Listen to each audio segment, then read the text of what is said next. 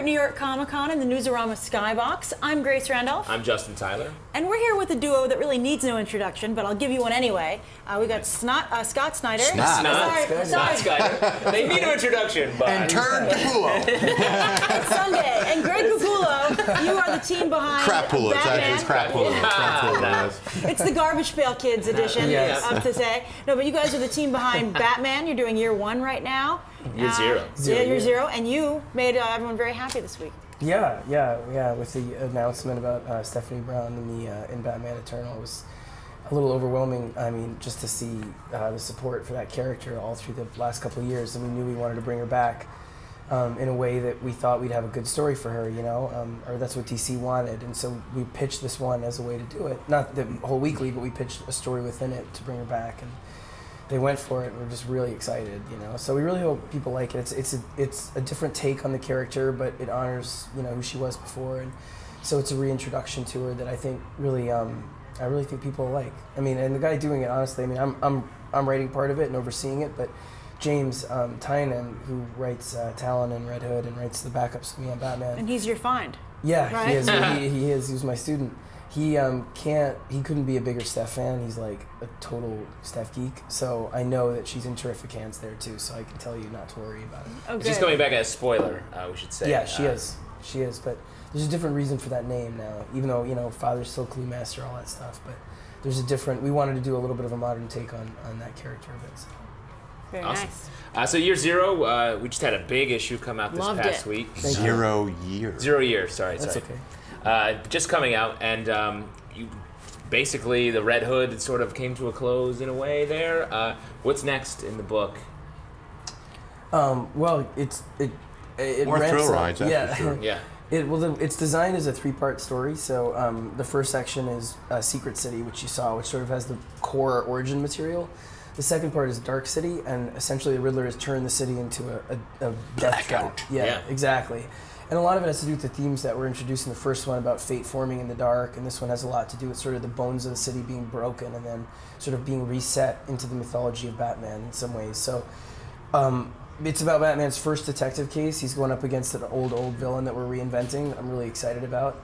And it brings them sort of clashing into conflict with the police force. And one of the things I wanted to say about it is that this is the section where we're really going to address sort of Crime Alley, and we're going to address Gordon, right? Yeah. Gordon is really someone who Bruce, for some reason, hates, basically, and he says, you know why, and it's because of something that happened on the night my parents died, and I'll never forgive you, and I'll never work with you, and you and all your cops are the worst people in Gotham. And so we're changing it so that it starts with a different sort of a different relationship, and that's what we're trying to do with 0 years. Take the origin, take the material, and modernize it, and make it something that speaks to in terms of the Red Hood, and in terms of the first section about the fears you have growing up in a city like I did now, or having kids in the city, as opposed to 1986. I was here in 1986 and grew up then, so the prostitution, the gambling, and the drugs. Which I'm a fan of, actually. Yeah, exactly. It must be hard to... Which were awesome. Yes, which were awesome. Trying to bring back to New York. That was all very real. So 0 year, the challenge was to try and show who Batman would be if he formed in a modern city now, and what fears he would have to sort of help you defy and stand up against. And so the second section really is a reinvention of sort of the early relationship between him and Gordon that I think speaks to things that are maybe a little bit more modern about the mythology now too. So we're trying to honor everything that came before. Not, you're not going to see Gordon having shot his parents in Crime Alley or something absurd. He made me erase it. I thought it was cool. But we want to give you something you haven't seen. We want to give you something that you haven't seen that's special and personal to us. So well, I think what's very interesting is it's like you're reinventing it, not only modernizing it, but you're adding a lot of psychological layers to it. Thanks. So where does that come from? Because I think it is the most sophisticated book that's coming out right now from DC. Thank you. So.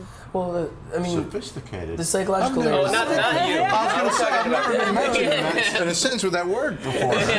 All right, so everything's status quo. Yeah. It looks very sophisticated too. No, I would say visually it's cinematic. He gives me seriously gentleman lessons all the time. Yeah. That's the truth. He's like, you didn't open the door for your wife. You're right. It's all exterior. I'm really really just, a real conservative, He's like an gentle Alfred. man. Yeah. Alfred. Oh, that's nice. But thanks for saying that. I mean, it's a very personal story, and we want it to be at core something that has the same kind of layering or literary and multi-layered kind of structure as something like Year One or Dark Knight Returns, and we're trying to put everything we can in so that it has that kind of symbolism and themes, and it's emotionally gripping and all of that. But on the surface, we want it to look bombastic and colorful and vibrant and different than anything you've seen in Batman. And FCO is just killing it. And he brings it all over the place. I mean, some of the settings he's given me, I get the script, I'm going, where are we now? Yeah. So I mean, it's really sprawling. His tale is sprawling, and just everything, as he said, he steals one of my favorite words, bombastic, because it's what it is. It's bombastic. It is. So I mean, we're in the desert. We're in dog fights. I like that haircut you gave Bruce Wayne all too. over the place. Yeah. That was kind of our nod to like Braveheart, our way of doing like the Braveheart thing. I've heard people like on Twitter go, I don't really, looks cool, but why? And it's like going off to war, It's like giving him a Marine haircut or Wallace, rubbing the blue down his face. I mean, you go, that was what it's about for us, that it's almost like, he's resigned himself. This is what I'm after, and that just, it's like clothes you wear. It affects your mentality, and to him, that was like a commitment to war. Right? Yeah, and that, like, just to give you a sense of the collaboration between us. I mean, Greg's one of my best friends, like outside of comics at this point, for real. And he's a mentor to me on the book. But with that, like, my idea originally was, well, why don't, if he's injured in the last issue badly and he has stitches in his head, he'll just cut his hair short. When he got the beat down from the Red Hood gang, and he almost died in the fire. And he said that to me, and he's like, well, why not make it deliberate, make it a statement? And I was like, yeah, let's do it. And that because he first said to me, Greg, really simple thing, man. And the book was drawn already. He goes, we just go back and, after the stitches up, give him the haircut. And I go, it's not like I erase and all of a sudden the head is there. Or I erase the clothes and the body's there, It's like, we're talking like, 9 or 14 pages or whatever it was of redrawn. I go, here's the way we should do it.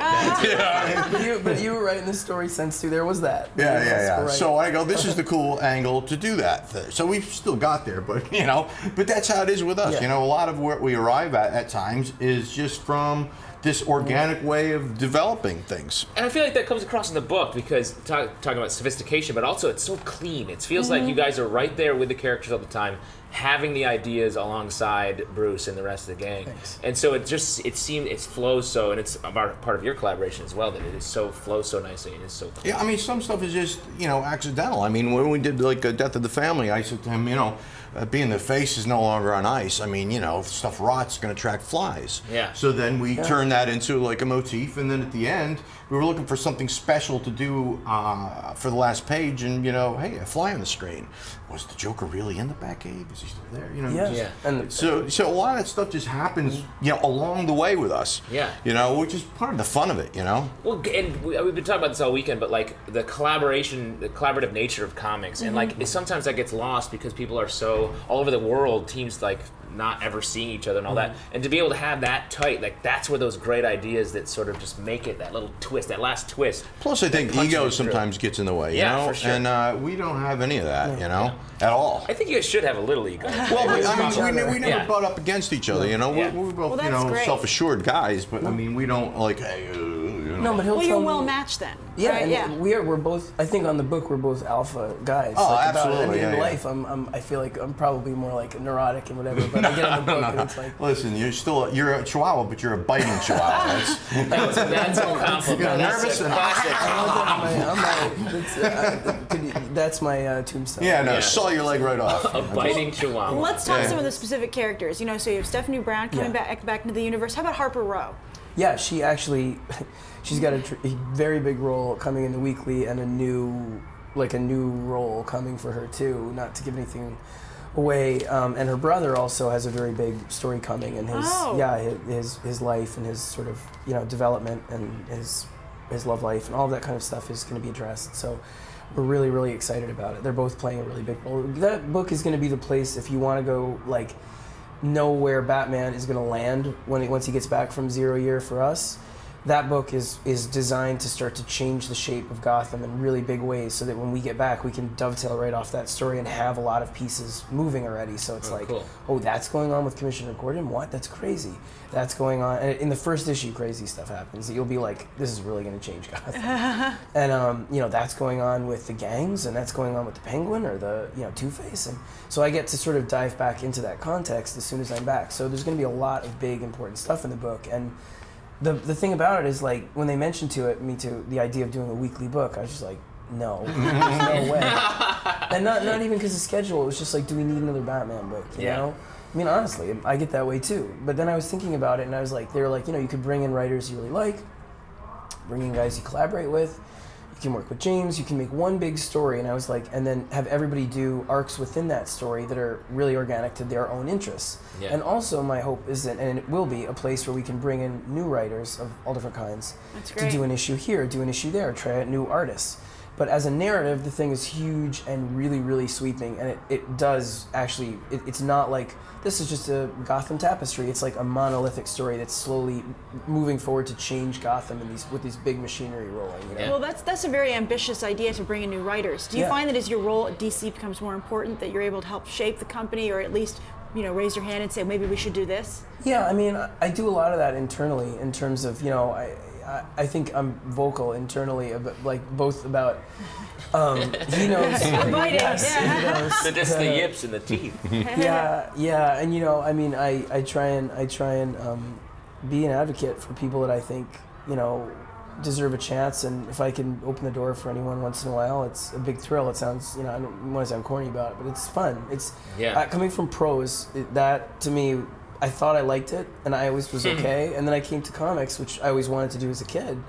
And the collaborative nature of it is what saves me from. I always, I've always had depression and that stuff. And writing prose, being isolated all the time with no one to collaborate with, that really was hard on me. And then having comics, all of a sudden the joy of it is getting to collaborate with people that inspire you. So for me, that was part of the lure of the weekly too, is to be able to bring in people and say, we're going to be in a room, we're going to let's talk Gotham. What do you want to do? And bring in new voices, bring in people from all over, and say.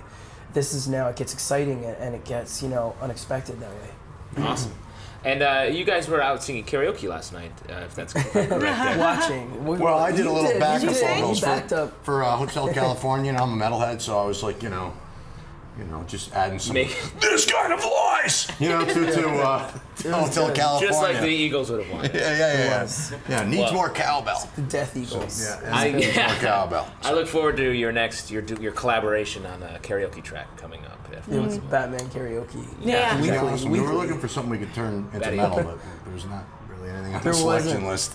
And the people were really good that were going, and it was intimidating. So I was there to ruin it for them. But she kept handing me the mic. She was like into it. Was it DC karaoke or just? It was across the aisle. Oh, nice! Coming together. Yes, for karaoke. It was like a battle. A karaoke battle. Oh, great. The final Marvel vs. DC. Awesome. Well, thanks for talking to us, guys. Enjoy the rest of your con. Sure, always a pleasure. Always is. And you guys stay tuned for a ton more from New York Comic Con.